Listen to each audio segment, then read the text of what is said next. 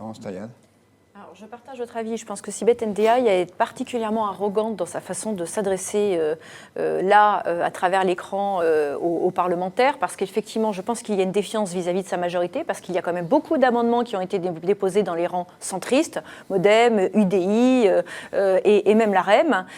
Et puis, en parallèle, on se rend compte simplement d'une chose, c'est que c'est la résultante d'un déroulé qui n'a été que de mal en pis depuis le début de l'écriture de cette loi. On se rend compte qu'en fait, il y a juste une accélération parce que l'objectif, c'est effectivement de se faire passer pour des victimes et pouvoir utiliser tranquillement le 49.3 et imposer une loi dont personne ne veut, de l'extrême gauche à l'extrême droite. C'est quand même incroyable de réussir à faire aussi bien l'unanimité contre soi.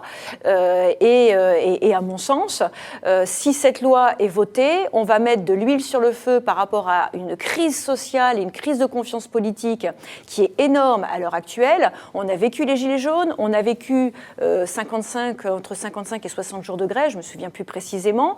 Et là, on veut absolument nous imposer par la force une loi. Je pense que ça peut être la goutte d'eau qui peut faire effectivement déborder le vase.